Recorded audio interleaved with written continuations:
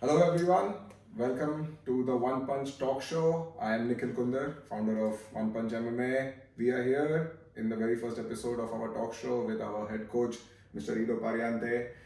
He's come all the way from Israel, and the first thing that you guys need to know is that this is the only collaboration in India with an Israeli in the field of combat sport, and we are very proud of our association, of the work that we are doing. In the first episode, we are going to be talking about the work that we've been doing so far, how we met, how this vision came into light, and how we want to go ahead and bring awareness about MMA and grow this sport, especially BJJ. Ido, how is your experience in India, and if you would like to tell the audience how this journey started? First of all, to my surprise, from the very first moment that I landed here, the atmosphere, the people, the energy, the people that want to learn, it was really a very humbling experience, and it is still. Every time I come here, I have a very, very, very good experience with teaching and with students that want to learn. We started just by talking. Yeah. You guys turned to me through an acquaintance in Israel. One of your best friends Yes. was stationed in Israel, was Yes. working with someone who knew me by association. In the beginning, you wanted to get another guy. Yeah. It didn't work out. I'm so glad it didn't work out. Yes. Sometimes things don't work out, and it's so precise. I don't know, something about the energy of the universe. You just have to listen. You have to listen to what it's telling us, and it told you that you need to look for another guy. And I think from the first moment, I believe in trust. I believe in people, and I believe in trust. And when you get the feeling of trust, then things can go, things can work. And we had a good talk since the beginning. You told me your needs. I told you my needs, and it just clicked from the first moment. And I think I managed to make time to come really fast. Yep, that was fast. We spoke, and you were here in the next 3 months. Yes, and in those 3 months, I had to go through hell with my academy in Israel. Remember? Yes. It's someone wanted to partner with me, and the thing got a little mixed up, and things went wrong, and I had to build my academy from the beginning. And as I was building my academy, I said, okay, let's go to India. Let's clear the head a little bit. So you may not have realized, but you built two academies at the same time. We share a common history, and we went through the same thing that you went through, and we were going through a very rough phase back then, trying to build our academy from scratch. That's when we met, and things look really good. Now that we see at everything that we've done so far, it really looks good, and I'm so glad we met, and we've been able to bring this awareness about MMA, about BJJ in this Indian subcontinent. The sport is growing, of course, and what we've achieved in the last 1 year is incredible. It's exactly been a year since you came, and now you're back again here exactly after a year. And within this 1 year, what we've achieved is incredible, especially what we did in the recently concluded MMA India Nationals that happened in Lucknow in the month of May. It was unbelievable. We never really imagined we could achieve that, but with your guidance, we were able to get 6 medals in all, 4 gold medals and 2 silver. That's a big deal for us within a year of professional fighting or amateur fighting, when we actually became a fighting gym. Yes, the whole journey was so natural to me because I've done the same journey in Israel. When I started in Israel in 2001, 2001 is when I came back from the United States. I spent 2 years in the United States. I finished the army. And take consideration that in those times, MMA was not even called MMA, it was called No Holds Barred. MMA and Jiu-Jitsu were as developed as they are here, which is not so much. You know, I don't want people to think that I'm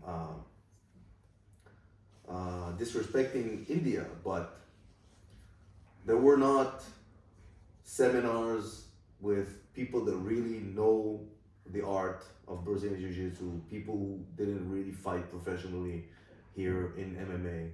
And I'm the first one to come and conduct this. But the same thing that I'm doing here with you guys and with MMA, it's not you guys, it's us. I did in Israel back in 2001 when I come back from United States, and there was nothing. There was no Brazilian Jiu-Jitsu schools. There was no MMA schools. There were no MMA fighters. It was even worse because here you have a federation already, and you have people that are already fighting across, and there is some knowledge. In Israel, it was like a desert. The whole sport did not exist. And so I built everything over there, my academies. I didn't build the scene. I was focusing on my academies. And we had a lot of success. I had a very good team as a professional team of MMA because there was no amateur back then. We had the best team in Israel for years. And in Jiu-Jitsu, we had the best team for years. My team was dominating was dominating almost all the categories. We used to go to a tournament and take almost all categories, first place. I had students. I have one. My brother was a dominating force. I had a student, Dudi Benzaken, who used to dominate his division from white belt to brown. He's a black belt now, but he's not fighting. He's more coaching now. But as a white belt through brown, he was wiping out the whole division. I had a few students like that. And now to have the privilege of doing it here with One Punch and India, it's getting to relive my own history. So it's nice. I like it. There's one more very important milestone that we achieved in the last 1 year, and it was a pro fight win for one of our pro fighters at the gym. The PMS fight at the Shanghai Festival in Manipur last year in November. That was one journey that was very enlightening for me. As a coach, I learned a lot of things. Under your guidance, we realized how easy a weight cut can be if you do it right. If you have the proper guidance and somebody guiding you from each minute to each hour, what is to be done, how it is to be done, when do you eat something, when do you not eat something, if you're thirsty, what do you do? Everything that you told us really helped us. Another incredible thing that we did in the past 1 year that I really want to talk to you about is the pro fight that PMS went for in the Shanghai Festival that was held in Manipur last year in November. It's a journey that I will never forget because it was a great learning experience for me as a coach, and under your guidance we learned a great deal of things. You taught us how weight cut can really be easy. With PMS, we cut 7 kgs that night in just one night, and we made the weight the following morning. It was hassle-free because we just followed everything that you told us. Well, you know, the thing about any kind of sport, when you go to compete and you start to prepare, the thing is experience. And when someone has no experience in the field, then he tends to do a lot of mistakes. And when you listen to someone that has a lot of experience in that field, and you trust the process like you guys did, then everything seems to be easy. You just have to trust the process and not get stressed from things that you not know. You don't know, but you listen to someone who does know. So the process becomes easy, and it was really easy. It was really easy. I was on the other side of the world, on the other side of the phone, on a click of a WhatsApp or a WhatsApp conversation, and we went through the whole thing together. For me, it was the first time to do it in such a long distance, but it's not the first time that I guide fighters on how to cut weight and how to prepare.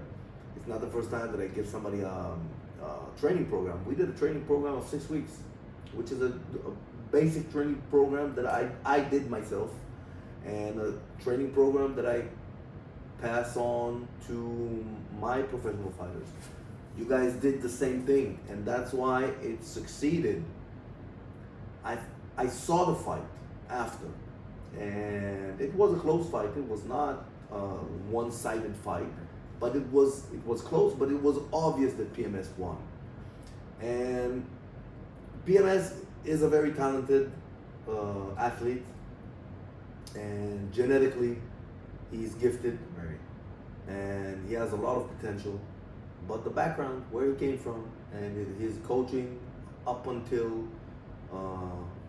he came to One Punch, and up until I came into the picture, was not professional. It was not a guidance that you can really go in, fight, and prove something. I really wish things would have been different. I remember you talking to him about why did he go professional so soon.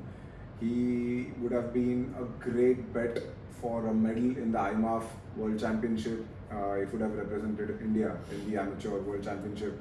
Would have been a great bet. I feel he went pro too soon without proper guidance. He probably wasn't ready and wasn't trained. So this is the history that I know. I agree with what you say, but every time we see a mistake, it's not really a mistake, it's a lesson. It's a lesson for the people to come. We see that in Israel. We didn't have IMMAF in Israel until December of 2020. And before December 2020, every fight there was pro.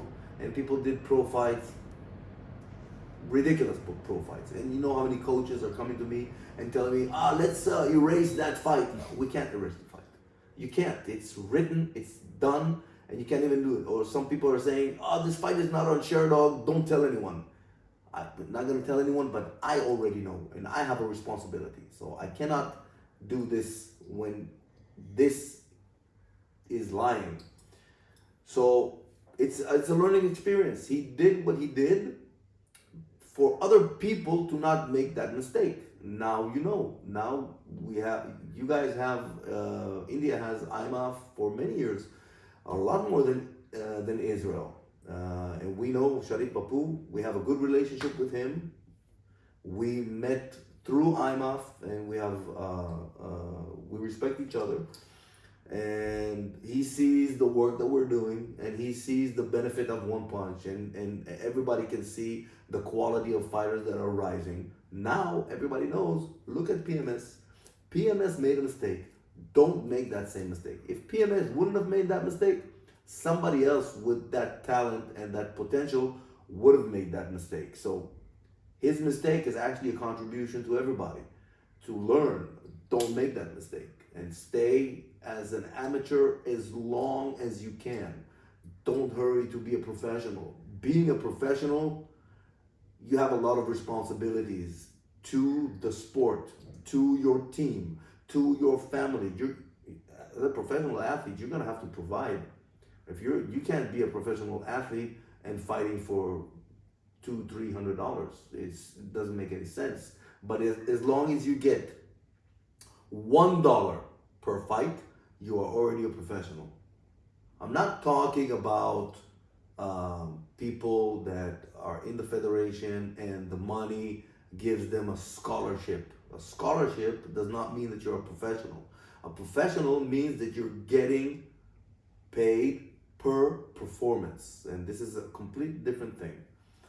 And so, his journey was, I understand we would have preferred having him on IMMAF, but his journey was different. And now look at the beauty that we did. We took a fighter that was 0-1, and together, everybody, we raised them to 1-1. Getting a fighter to 1-1 from 0-1 is difficult in a country where there are no fights on a regular basis. If he was in England, it was different, because England has so many professional events. Okay, come for $100, come. Okay, for $50, come. And he would have been able to correct his record. But out here in India, it's almost impossible. In Israel, it's the same thing. We don't have professional events. We have one guy putting on 2-3 events, and that's done. And then we have another guy putting on 2-3 events, and that's done. It's never consistent forever. It's always, going down money-wise. So we did something. We did something really meaningful. And as you said, you learned so many things. And I think the whole team saw. And I think, look, we did a really good camp for PMS. Yeah. That was the best. You experienced it as a coach with one athlete. And then came the time for 8 athletes to go to IMMAF. And what did we do? We did almost the same camp. Almost the same camp. 6 okay. weeks. Mild adjustments for a team, times and everything.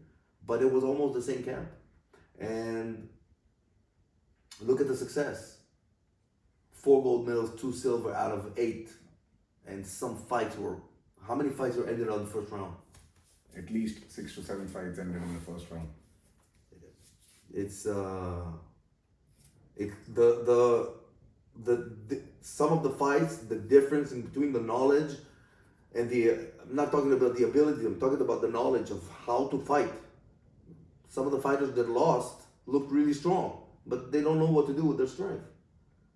And then you see a camp of 8 fighters that everything is, put in place. When they step inside the cage, they know exactly what they're going to do from the first minute to the end. And that's the key. That is the difference between training normally and when you do a focused camp to achieve your goals. The next thing that I would like to talk to the audience about is the very special project that we are doing together. We've been working on that for almost a year now, ever since we've been talking about it.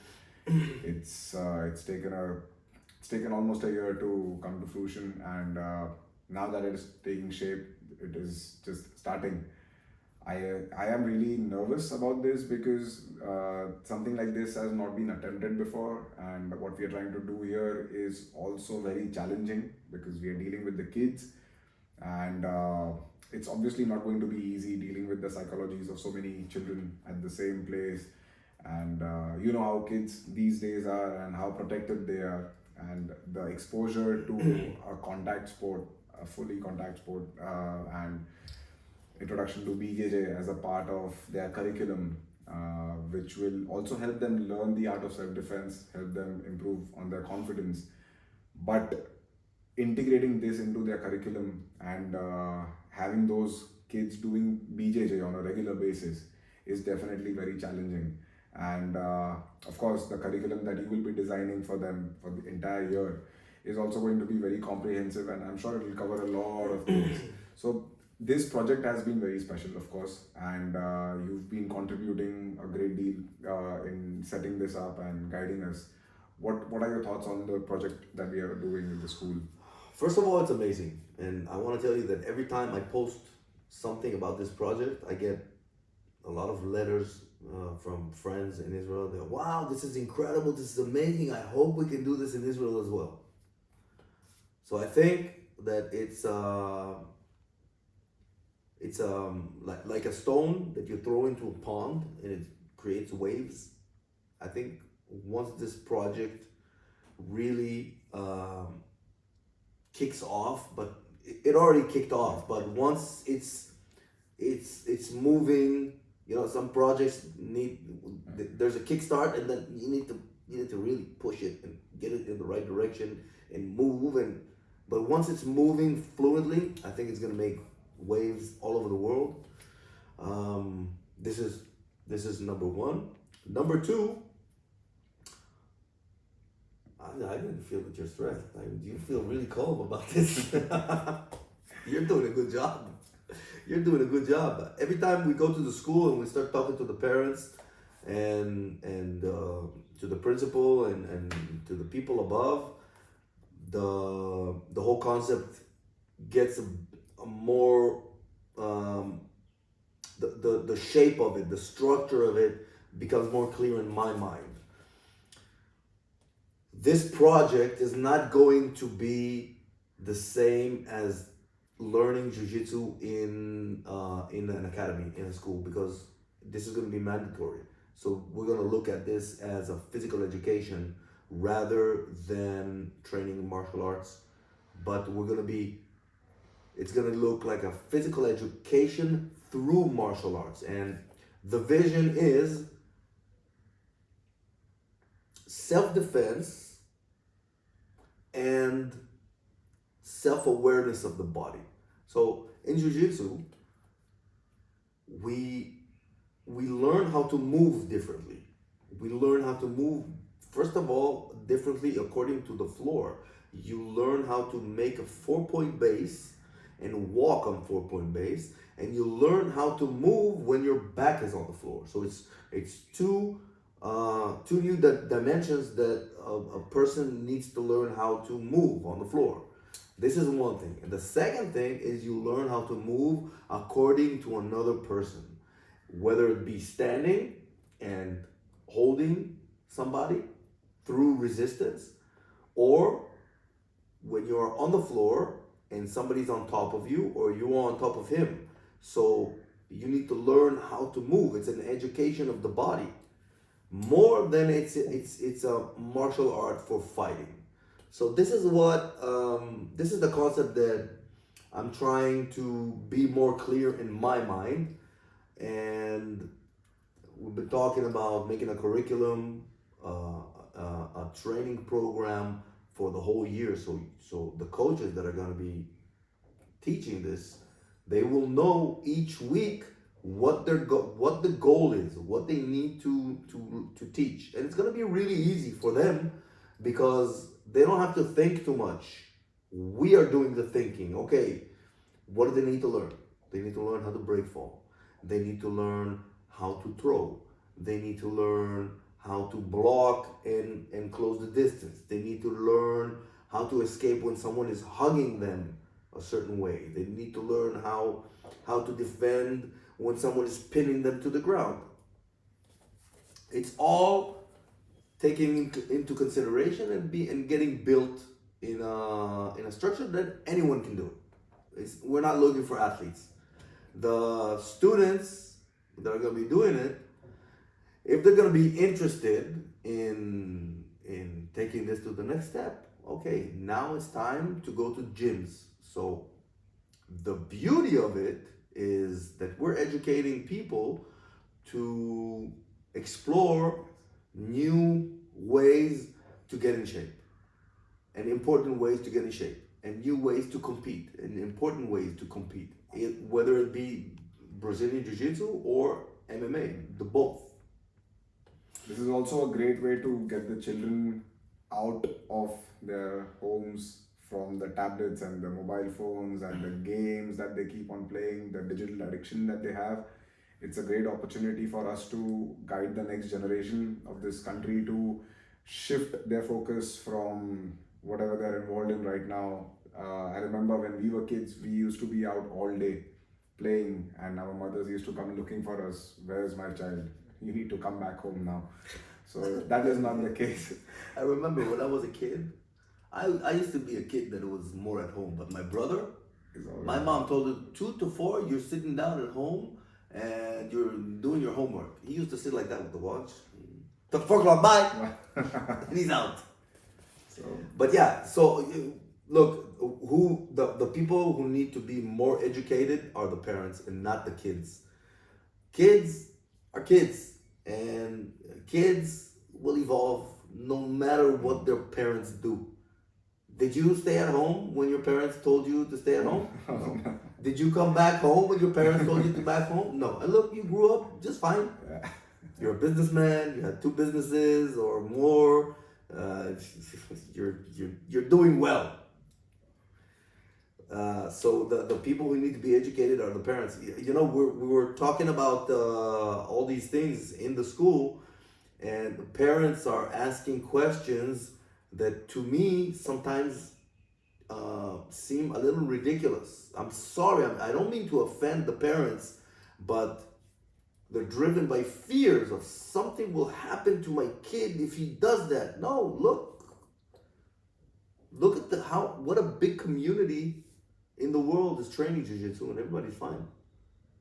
And we in jiu-jitsu, we always say, if you wake up in the morning and nothing hurts, you're probably dead. Because we train, we challenge the body. The body is gonna hurt, but the pain is evolution, is development. We're developing the muscle structure. We're developing our bones. Will we get injured? Of course. Everybody gets injured. It's part of the sport. It's part of any sport. Do you know a sport that someone doesn't get injured? Of course. You're gonna ride a bicycle, you're gonna fall. You're gonna hurt your knee. In my personal opinion, I feel jiu-jitsu is safer than playing soccer. It's true. And you know why? I'm going to tell you how you're going to explain it to other people. When you play soccer, somebody can come from behind you and kick you without you even noticing.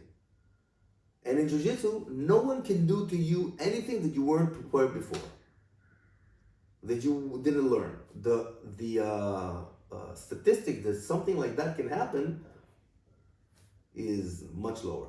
Of course. And every time something like that happens, then the rules change to protect the athletes. So I'm going to give you an example. In jiu-jitsu, when you compete, some people like to throw and some people like to pull the guard. When you pull the guard, there's two ways to pull the guard. I can sit down and pull you, or I can jump to the guard. Now, what happened in the past is people were jumping to the guard at white belts, and the white belts were not prepared for that, and their knees would collapse and they'd injure their knees in not in a good way. So rules came in to protect those athletes. So white belts, you cannot jump guard. You have to sit.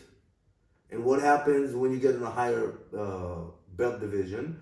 People already protect the jumping guard. They don't even let you. They stand lower. They distance their hips, so there's no chance to flying guard. There's only chance to sitting down and pulling him. So all the rules and all the regulations that are being put into those sports are there to protect in the end, just to protect the athletes, because we want you to come back and fight another day. Another thing that I tell parents, parents come up to me and ask me, not only here, but all over the world, isn't it dangerous? I don't want my kid to get hurt. Do you think I want your kid to get hurt? I want your kid to get back here and train every day. If he gets hurt, he doesn't come back to train. My interest is to keep him safe. I don't have any interest to neglect his safety. So parents need to understand that. I tell always my parents, the parents of the kids that come to train, when they come on the mat and parents sit and watch and they start interacting with the kids, I stop them. I don't allow you to interact with your kids when they're in my class. You want to sit here and watch, you can watch. But when he's on the mat, he's my child.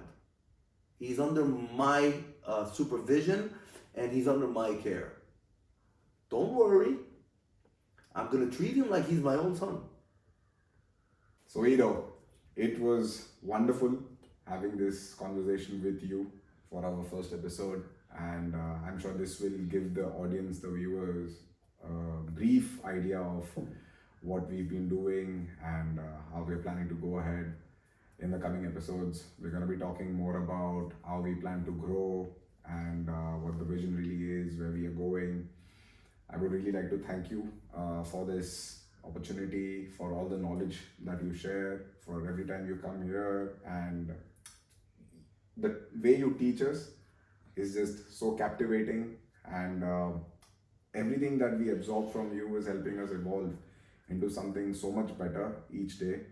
And I never thought I would be training so often because running the business and training at the same time is not very easy. It's very, very difficult to keep up with it.